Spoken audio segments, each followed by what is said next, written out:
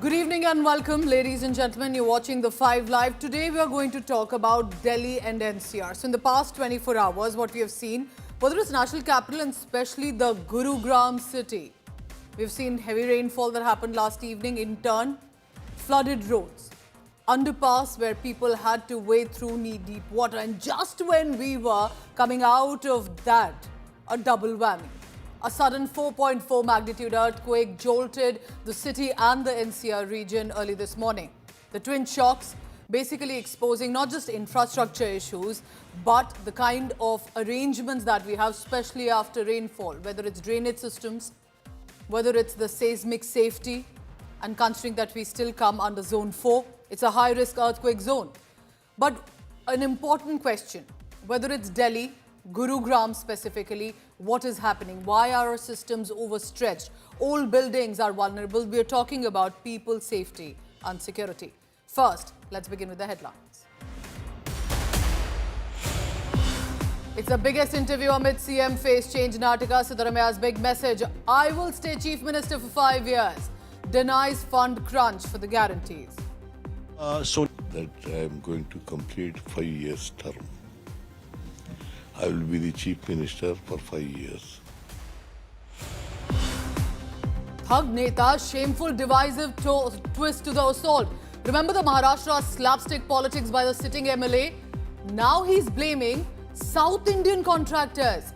Says South Indians cannot give good food, would rather have a Marathi speaking handling. And why can't South Indians manage it? He says, because they are running our dance bars in Maharashtra. How will they serve us food? South के लोगों का जो tendency आज तक महाराष्ट्र के प्रति रही है, देखिए पूरे लेडीज बार, डांस बार, हमारे पूरे महाराष्ट्र के जवान बच्चों को खराब करने का काम, हमारे महाराष्ट्र की संस्कृति खराब करने का काम. What's happening meanwhile in the Mahavikas Aghadi? Uddhav Sena set to dump the Congress and Sharad Pawar's NCP. Is that really now the next plan? And the reason is because there's speculation Thackeray brothers may unite and dump the Aghadi ahead of BMC elections. The Thackeray tie-up for BMC upcoming civic polls can lead to a huge showdown. It's the emergency era for Tharoor. Yet again is the clock ticking for Thiruvananthapuram MP.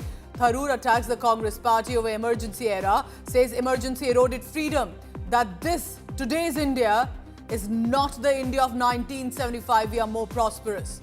Congress MP takes a parrot jibe at Tharoor, and Manikant Tagore says, is the bird becoming a parrot now?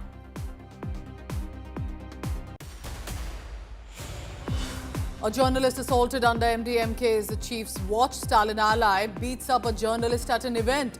The journalist was allegedly assaulted for filming the empty part of the MDMK event.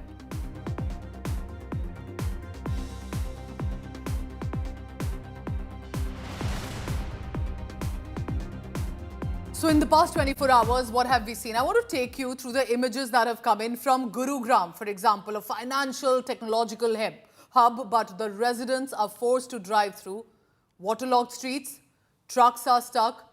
Delhi also faced the rainfall. Now, some of the areas did face waterlogging as well. But basically, Delhi NCR region and including Noida, like I said, also faced a double whammy, the earthquake tremors in the morning. Look at these visuals on your screen. Different parts of Delhi, Gurugram, Noida as well. Some say that Delhi appears to be better than before, but a political showdown has erupted on that as well. And we'll take you one by one on this double whammy that Delhi NCR faced. If you go out, you face rainfall, waterlogging, and you have to wade through knee-deep water. If you're inside, you have to brace yourself for the earthquake tremors.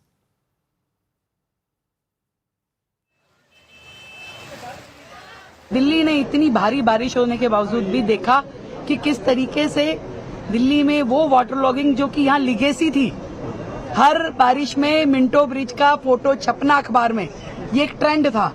इस बार दिल्ली ने वो नहीं देखा. इस बार ITO smooth चला. इस बार बारापुला जैसी जो वो था एरिया था, स्मूथ चला. उसको और बेहतर करने का हम प्रयास करेंगे. जहाँ जहाँ अभी भी वाटर लॉगिंग्स है, वो ऐसे काम है जो थोड़ा लॉन्ग रन वाले काम है, उनको भी हम ठीक करेंगे और अगली बारिश में और बेहतर स्थिति दिल्ली की होगी. हौज खास से यहाँ तक पहुँचने में, चिराग दिल्ली तक, मुझे करीब सवा घंटा लगा।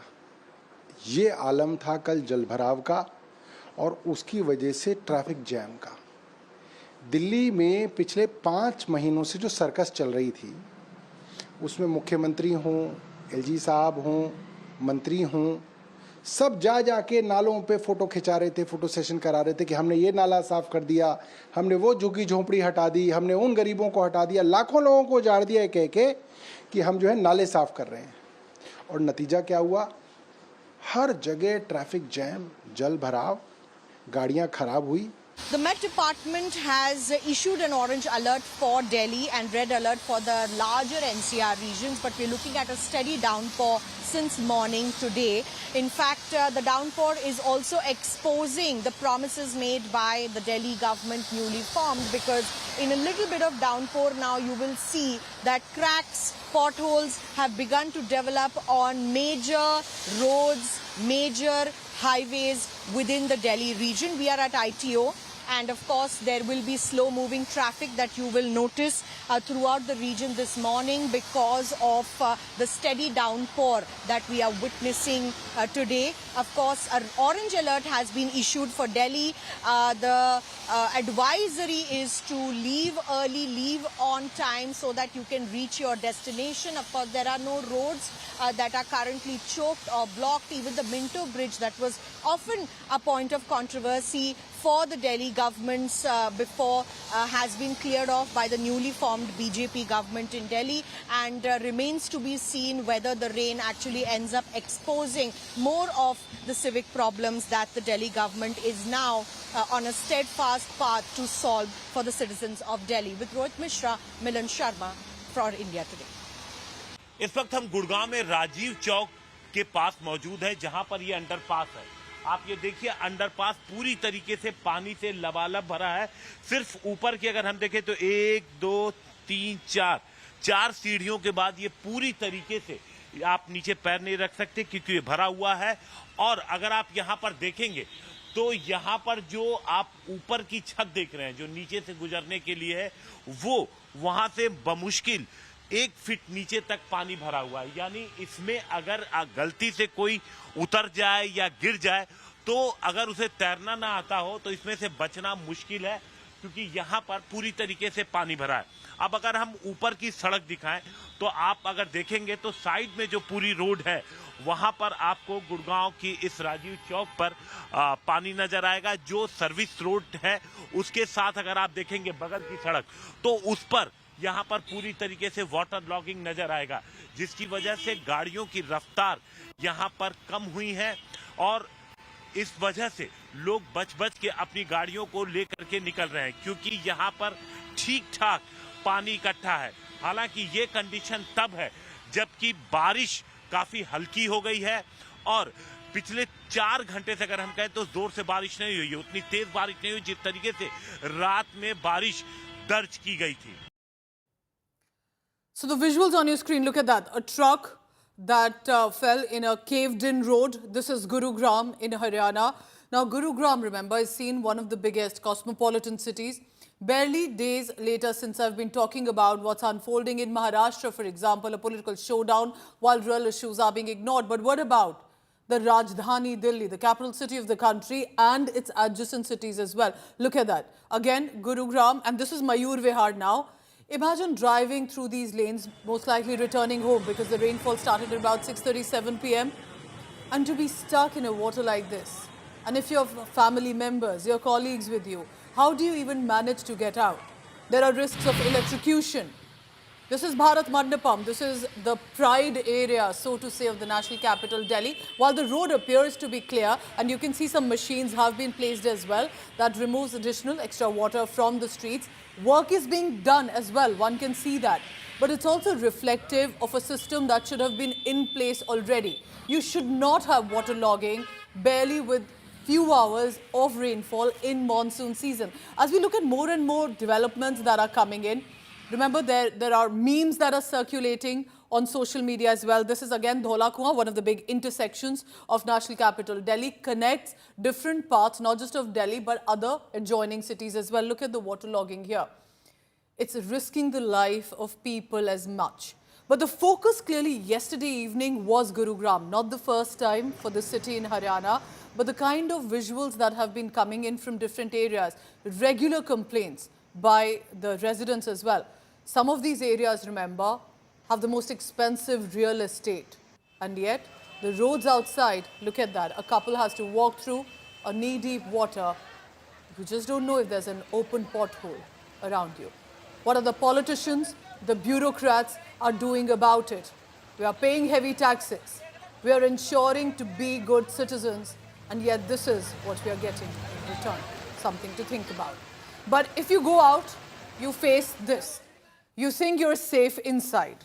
And then this morning, strong earthquake tremors were felt one and all by people in Delhi NCR. The tremors hit at 9 a.m. specifically, lasted barely for about a few seconds. According to the National Center for Seismology, it was 4.4 magnitude earthquake that hit Haryana's Jhajjar. And because the epicenter was so close, that was the reason that parts of Delhi NCR, despite 4.4 on the Richter scale, managed to feel strong tremors. It's part of the NCR region located nearly 60 kilometers from Delhi. Now, why again, if you would have noticed, and if you're a resident of Delhi, in the past few years, we've faced tremors regularly. And the reason is Delhi is prone to earthquakes and falls in zone 4 of the seismic active zone of the country. It's the second highest zone. Now, this was a shallow quake, so to say, did not cause any damage. Thankfully, we have not had any reports of casualties as well. But Delhi has not recorded an earthquake, even though above magnitude 5 in the last 10 years, and thank God for that. But it reminds us the risk that is here involved. Some of the visuals that came in this morning with regard to the tremors felt for a few seconds. एकदम अचानक महसूस हुआ। Office में काम कर रहा था तो सारा सिस्टम मेज और पंखा हिलने लग गया, तो बड़ा डरावना था। एकदम जल्दी से भाग के बाहर आया, परिवार को देखा तो नीचे ही थे, लेकिन था बहुत डरावना था, खतरनाक। और अभी पता लगा है कि उसका एपिसेंटर भी जज्जर में है। पहले तो बताया रोहतक, लेकिन अब जज्जर बता रहे हैं। तो डर है कि अगले 2-3-4 घंटे में कुछ कहीं दोबारा ना आ जाए। डर लगा था काफ़ी, ऐसे ऐसे गाड़ी हाली थी। गाड़ी में आप बैठे? हाँ, मैं गाड़ी में बैठा था, गाड़ी हिली थी। तेज झटके महसूस? हाँ, काफ़ी तेज था। हम तो जस्ट बेड से उठे थे और एकदम से हिलने लगा था, तो हमें बड़ा मतलब डर गए। फिर अभी कुछ दिन पहले भी आया था, तो उसमें भी काफ़ी मतलब डर से गए। तो भूकंप के झटके तो एनसीआर में आते ही रहते हैं। So, of course, I do not intend to sound alarming at all, but it's important to understand that even a 4.4 on the Richter scale managed to feel such a strong tremor. The reason is the national capital Delhi and the NCR region are prone to earthquakes, and because it falls in the seismic zone 4. This is the 4th highest risk category. What does it mean? It's near active fault lines like Delhi-Moradabad, Delhi-Haridwar fault systems, as that is called. It's also in collision zone of the Indian and Eurasian plates. It's a high tectonic stress that is felt, and that is why there have been some of these tremors that we have felt, even though not a massive earthquake. Look at the Yamuna floodplains. It's the soft soil that sometimes, according to experts, amplifies tremors as well, raising a structural risk, and therefore urban development will also as much have to be very cautious, especially in Delhi NCR region. You must know about not just Delhi, but what are these earthquake zones across India, and that's why we've prepared this graphic for you. There's a zone 2, which is called a low risk area. What are the states in these zone 2? Karnataka, Tamil Nadu, Kerala and Madhya Pradesh as well. Then comes in a zone 3, moderate risk. Mumbai, Pune, states like Andhra Pradesh and Odisha. Then comes in a zone 4. These are high risk. This is where Delhi, Jammu and Kashmir, which has also faced massive earthquakes in the past, Punjab as well, Uttar Pradesh and Bihar come in that plate. And then there is zone 5. This is called very high risk areas. You must have guessed it. Assam, Nagaland, Manipur, Arunachal Pradesh, the northeastern belt, but also Gujarat, specifically Gujarat's Kutch. And there was reason when we saw the earthquake in Bhuj and the kind of impact that it had. So be cautious, be safe. Of course, there are constant drills that are being done as well, but it's important to understand the belt in which India comes in. But amid all of this, remember, like we talk about double whammy, I just want to take you back to the issue of civic infrastructure. Not natural disasters, but when it comes to, for example, the rain mayhem, the water logging. A Delhi resident is known to pay about 40,000 crore rupees in total to the government. What is happening then to our tax when it comes to civic infrastructure and development? If income tax is about 47,000 crore rupees, and I'm quoting from the 22-23 data, so that was when Arvind Kejriwal government was in place. Nevertheless, to help us understand the numbers, property tax around 2,000 crore rupees. This was financial year 23-24. There's a motor vehicle tax about 2,000 crore rupees. This was financial year 24-25 as of February. So we have tried to bring out data as much as possible, which was the latest and confirmed. Then comes in GST and VAT. In total, everything about 40,000 crore rupees. Consumers and businesses, considering it's Delhi and NCR, cosmopolitan business tech hubs, again about 40,000 crore rupees. I'm quoting for 2025-24 data. This is the latest that I'm trying to bring to the viewer and to the administration as well, because people are beginning to ask. We have been good residents and citizens. We are putting out these tax as much to the government. What are we getting in return? All right, let's move on now from the national capital, Delhi, to the state of Gujarat. There's still grief. Remember the bridge collapse that happened barely about a few days ago, and 16 innocent lives have now been confirmed dead. India Today gets you a reality check of bridges across Gujarat, especially after the Morbi bridge collapse. Then this collapse happens of the bridge in Vadodara, and in 24 hours, 16 lives lost, including children. Amid allegations of negligence, India Today travelled across the strait, tracking the status update of the bridges. We found alarming situations. Surat to Amreli, bridges have fallen in disrepair. In Surat, look at that. That's what our colleagues found. The bridge over the Tapi River is severely damaged. A 7-foot wide iron plate was installed for years as a temporary fix. Thousands of vehicles, including heavy vehicles, cross daily on this bridge. But the plate bounces, causing fear and sometimes accident as well. What are the experts saying about it? Now, despite the complaints, National Highway Authority hasn't made a permanent repair. That should come in as well. Even Gujarat's Education Minister visited a month ago. The iron plate, we were told, was replaced, but much more needs to be done. And there are residents who fear if an accident is imminent. Across the Amreli belt as well, the reality also is as stark. 70-year-old Shetruji River Bridge was built for small vehicles, but there's heavy traffic still that is allowed on this. It's dilapidated. Look at the situation, the condition of the bridge. Drivers fear if the vibrations increase more than usual, it may collapse. India Today recorded broken railings, makeshift bars on the bridge. This is basic public infrastructure that the administration of Gujarat needs to look at.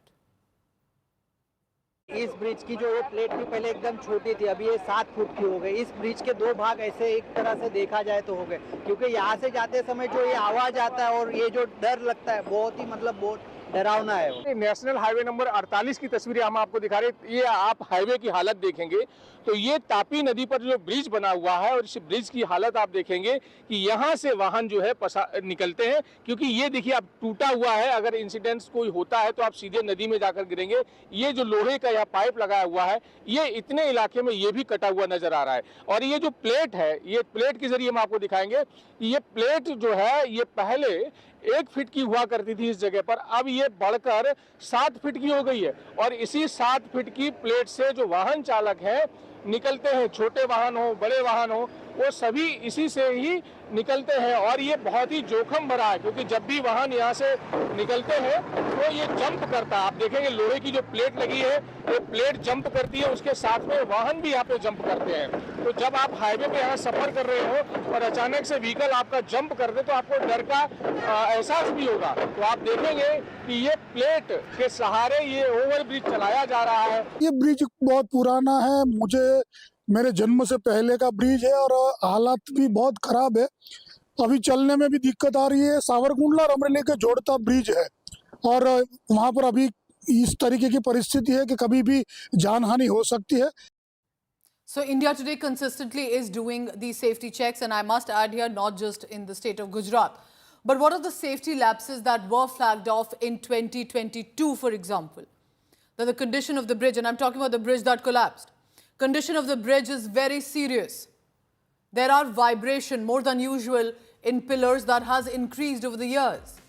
Residents had already mentioned that stability report of the bridge should be issued, that there should not be loss of life in future. I'm in fact quoting from a Panchayat member letter to the Vadodara DC. Local administration was informed by alert residents. 16 lives were lost, and remember the visual of the mother who managed to save herself but was wailing, requesting for help while she watched her little child drown.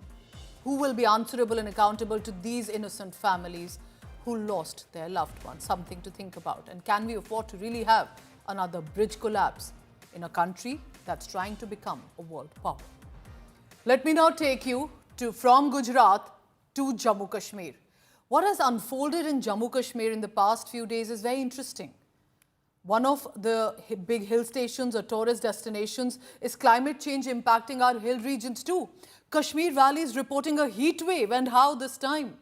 At this year's Amarnath Yatra, which began on the 3rd of July under tight security arrangements, devotees are reporting that shivling appears to be smaller than ever in 2025. Is global warming to blame or something else? The naturally formed ice shivling of Baba Barfani, an iconic symbol of Lord Shiva, appears to be melting faster than ever before.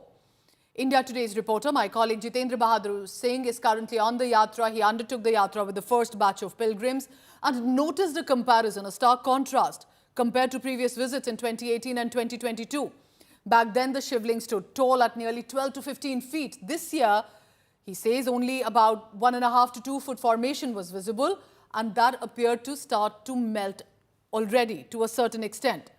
Now, there is intense heat even in Kashmir Valley, where people actually throng because it is a cold hill station, particularly around Srinagar, where situation appears to be worsening with the melting of snow and ice. Dust clouds have been reported from the yatra. According to weather experts and local officials, rising temperature, lack of snowfall in recent years have significantly reduced ice retention across the years. Nevertheless, amid all of this, remember, because the cave of course still stands, the shivling still stands, the excitement, enthusiasm for the pilgrims is still high. Batches of pilgrims with the chanting of Har Har Mahadev and Bam Bam Bhole are heading and are on the trek toward the Amarnath cave. And our colleagues on the ground constantly putting out these reports as well, and we'll give you updates as well. Now, moving on from that to the state of Bihar. It is a major relief for the Election Commission from the Supreme Court. The revision of the electoral rolls will continue after the top court did not give any stay in the matter. That's the big news that's coming in from the court. The court urged the poll body to consider Aadhaar and voter ID as a valid document. But the top court asked the election panel to inform people of the reason of removing their names from the electoral roll. This is important. The court also told the election body it does not have the right to decide the citizenship of people and should not enter the domain of Home Ministry.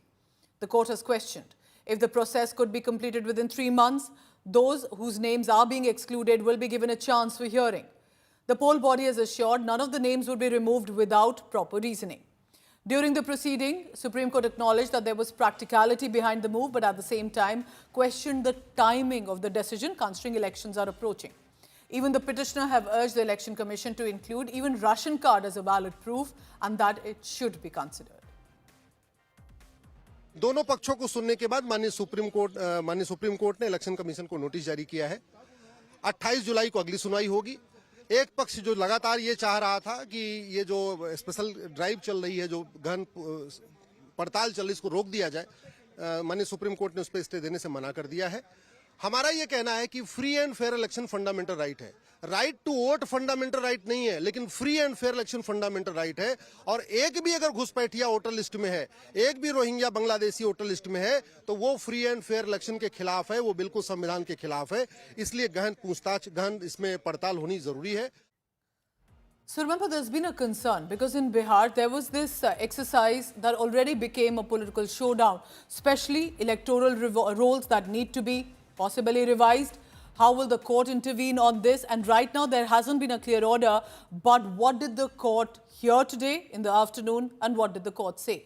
India Today's legal correspondent Anisha Mathur joins me. Anisha, let's take 3 key takeaways of what the top court said, because eventually it will be about, can Aadhaar be our top identity card when it comes to whether citizenship or any document hereon?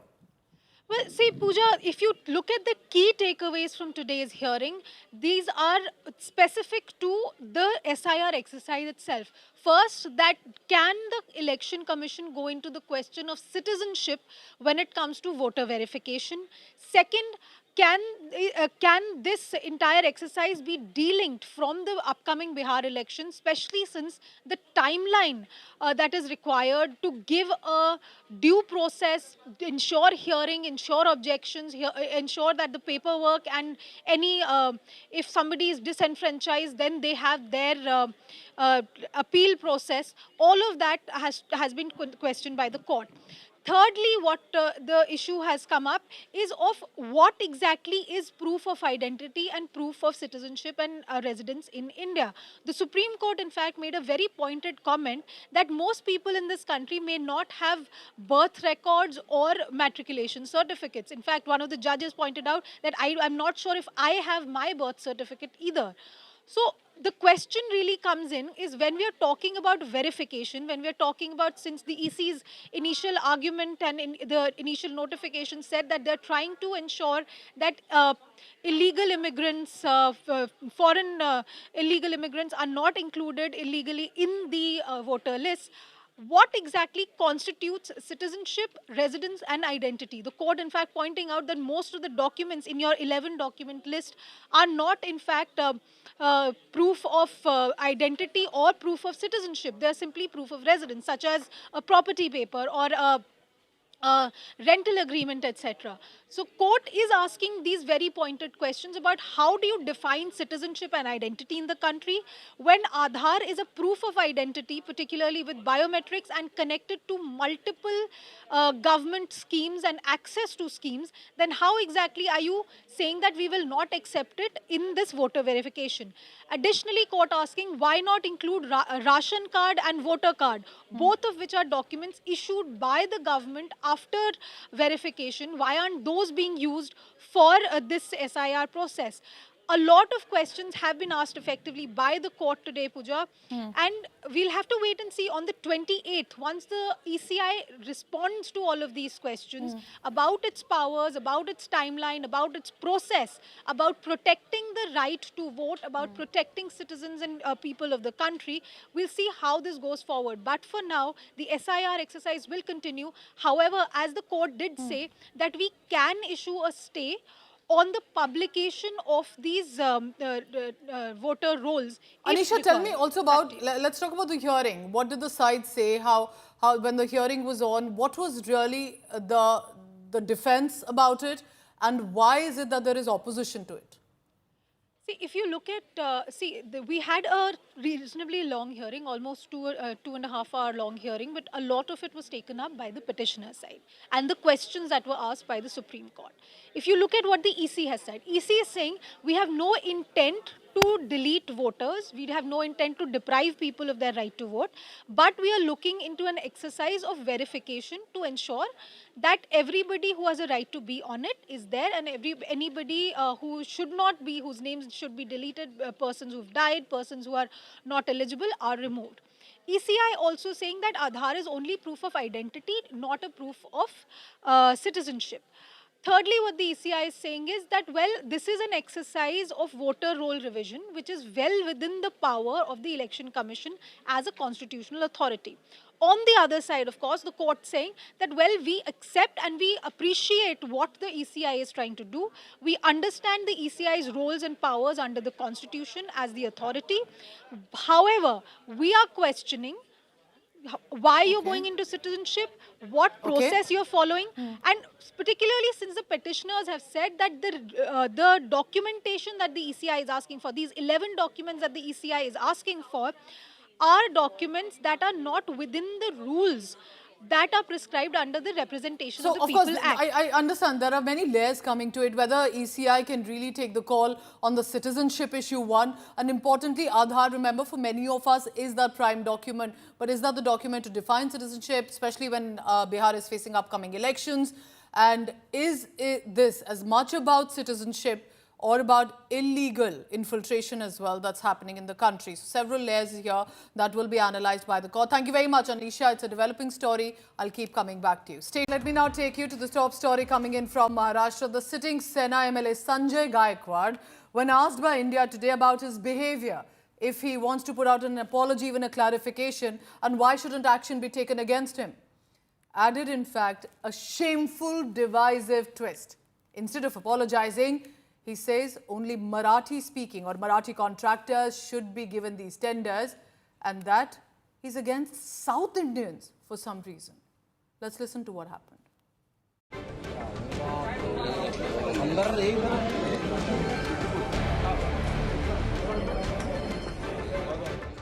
He didn't think twice before slapping a defenseless canteen staff member, even knocking him down to the ground. And now, Shiv Sena leader Sanjay Gaikwad has decided to take his hateful bigotry a step further. The same MLA who assaulted a canteen contractor after allegedly being served stale food is now shaming the contractor for being from the southern part of India.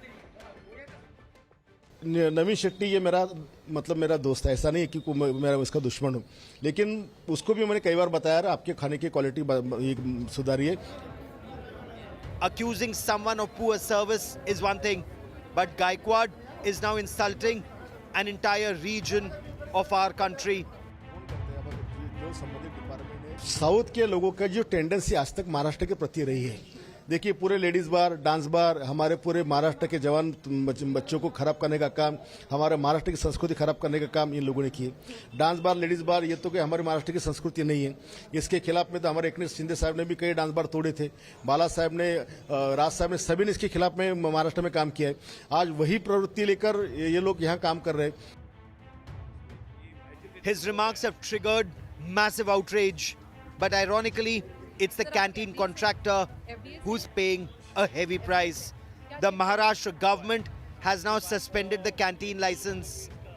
While the government has condemned the act, it has remained silent if any direct action will be taken against the MLA. आगे जाके ये थोड़ा सोचना चाहिए कि अगर वो जो दाल थी, वो जो मांसाहारी खाना था, वो किसने अगर खा लेते और उसमें से बीजबाजा हो जाती तो क्या करते. इसलिए उनका कोई समर्थन नहीं कर रहा है. उनके बारे में जो कुछ कहना था वो मुख्यमंत्री महोदय ने भी कहा है और उप मुख्यमंत्री महोदय ने भी कहा है. The opposition continues to mount pressure on the Devendra Fadnavis government to arrest the MLA. अरे जो मर्डर करता है उसको इन लोग नहीं पकड़ते हैं. क्यों? सिर्फ उनका कार्यकर्ता है. अरे इनके कार्यकर्ता अभी जान भी ले ले तो पुलिस कुछ नहीं करे. मीरा भाईंदर में हमने कुछ नहीं किया, सरकार ने, पुलिस ने पकड़ लिया. अरे पुलिस क्या अपने आप कार्रवाई करती है तो फिर सस्पेंड क्यों नहीं किया? No word from the government or giving him some advice about what statement should be made is somewhere giving wrong messages to people. The city of Mumbai is already witnessing a language war. If such communities are named and shamed, then there is more concern in the mind of citizens as to what the government is planning to do. With camera person Mandar, with Vidya and Mustafa Sheikh for India Today.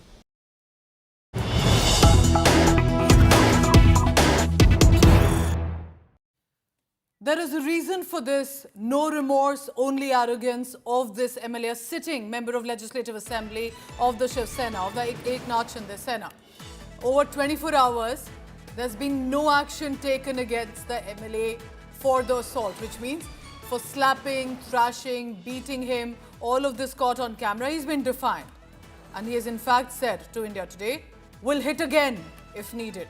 We'll set a bigger example if needed. Give canteen contract to a Marathi, and you'd be surprised to know there appears to have been some action that is taken against the contractor, against the canteen, not with regard to the MLA. Political clout, if nothing else. Divyesh Singh joining me for the latest on that. Divyesh, tell us specifically about what Sanjay Gaikwad is now saying. What is the reason of his defiance? Because I'm generally surprised the manner in which he's made a comment about a certain group that's running dance bars and only Marathi contractors should get all the tenders? Well, yes, Sanjay Gaikwad is again stirred controversy as he made statements regarding a particular community from the country who run hotels and restaurants in Mumbai. Mostly the restaurants and hotel bars are run by a particular community from the country, and these people, now Sanjay Gaikwad has made controversial statements stating that people from this community do not cook good food, and that is why he targeted this particular community, and again goes on to bring out the Marathi issue over it. He said that the contract for running these canteens and restaurants should be given to a Marathi Manus. There's been action against the contractors. There are 16 samples taken from the canteen of the MLA hostel by the Food and Drug Administration after the video of Sanjay Gaikwad went viral, where he's seen punching and slapping a canteen employee over allegations that the dal that he's been served day before yesterday night was stale. And that is why he and his accomplices, Sanjay Gaikwad and his accomplices, slapped and punched the canteen employee. So there's been no police complaint. We tried speaking to my colleague Vidya, tried speaking to the canteen employees, and they said that they haven't filed any complaint. But some of the employees also said that this place always sees some or the other controversy. There's been this canteen. I'm willing to take that point, that there could be genuine issues of food safety, food regulation, adulteration, not being served good food, and yet can a sitting MLA go on a thrashing spree? Divyesh, I have this question. Has Eknath Shinde said anything? I understand Devendra Fadnavis did as a CM, but neither with the MNS cadre that went on a slapping spree, neither did this MLA have faced any action, and I wonder if that's because of upcoming elections, politics, political clout. Well, regarding this particular case, we have to say this, that the police hasn't registered a suo motu case. There's a video which is in public domain, but there hasn't been a case registered against Sanjay Gaikwad. The canteen employees who were hit, or other employees, or even the contractor, they fear I suspect that they might be fearing the political clout of this MLA, and that is why they have not gone to the police and complained against him. So there's no official complaints. So if there's no official complaint, there won't be any action. But Chief Minister Devendra Fadnavis went on record and said that this is not warranted. The action that Sanjay Gaikwad. The concern here is, will other MLAs, other leaders, someone who's simply a member or a worker of a political outfit, could take inspiration from this behavior and go around punching? And we're talking about a city like Mumbai, which is one of the biggest cosmopolitan cities of India. Divyesh, appreciate you joining us. Listen in now to this exclusive conversation again about what did Sanjay Gaikwad say to our colleague Vidya about apology, clarification, and will he do this again? Here's what he said.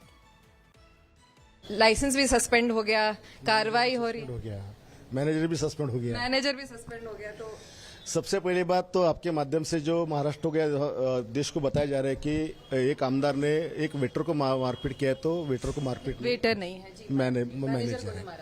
और मैं जानता हूँ कि मेरा तरीका गलत था, लेकिन मंजिल सही थी। और मान रहे हैं कि तरीका गलत था? बिल्कुल, मुझे क्योंकि 2-4 तो आप बोले कि नहीं मैं फिर मारूंगा अगर इसी तरह मैं बोल रहा हूँ, अगर कोई ऐसा करेगा तो मैं फिर मारूंगा, ये भी मैं दोहरा हूँ। नवीन शेट्टी ये मेरा दोस्त है, ऐसा नहीं है कि मैं उसका दुश्मन हूँ, लेकिन उसको भी मैंने कई बार बताया आपके खाने की क्वालिटी सुधारिए। वो भी मुझे पूछता था कि कैसा रहा कैसा नहीं, बट साउथ के लोगों का जो टेंडेंसी आज तक महाराष्ट्र के प्रति रही है, देखिए पूरे लेडीज बार, डांस बार, हमारे पूरे महाराष्ट्र के जवान बच्चों को खराब करने का काम, हमारे महाराष्ट्र की संस्कृति खराब करने का काम इन लोगों ने किए। डांस बार, लेडीज बार, ये तो कि हमारे महाराष्ट्र की संस्कृति नहीं है। इसके खिलाफ में तो हमारे एकनाथ शिंदे साहब ने भी कई डांस बार तोड़े थे, बाला साहब ने, राज साहब ने, सभी ने इसके खिलाफ में महाराष्ट्र में काम किया है। आज वही प्रवृत्ति लेकर ये लोग यहाँ काम कर रहे हैं। इसलिए आज जो विरोधक मेरे बारे में बोल रहे हैं, मेरा कहना है कि भाई मैं महाराष्ट्र के हित की बात कर रहा हूँ, लाखों लोगों का मैं जिंदगी बचाना चाहता हूँ। आप इनके ये सब छोड़ के आप एक साउथ वाले का समर्थन कर रहे हैं जो हमारी जिंदगी से खेल रहा है। All right, let me now take you through some happy news, perhaps a matter of reflected glory and pride for all Indians. From the brass alleys of Moradabad to the global headquarters of Apple, Sabir Khan's journey is nothing short of iconic. Born in Moradabad in 1966, Khan spent his early years in India, where he was born before his family moved to Singapore. A brilliant student, as he's always been called, he pursued economics and mechanical engineering at the Tufts University, followed by a master's from RPI. Sabir Khan joined Apple in 1995, spent 3 decades building the backbone of Apple's global operations, whether it's procurement, sustainability, and more. Look at that.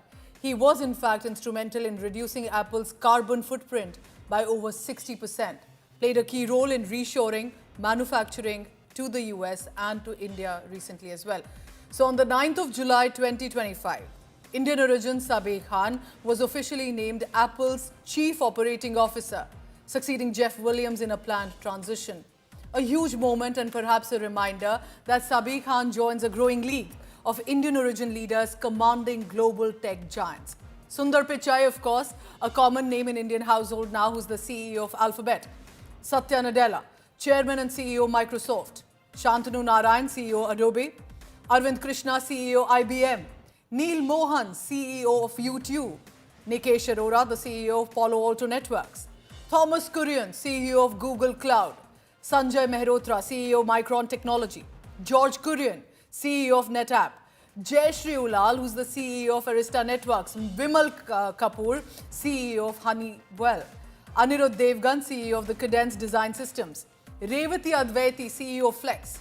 And remember, I'm just talking about specific sectors here. There's fashion, there's culture, there's politics, where Indian origin men and women are making a mark in how.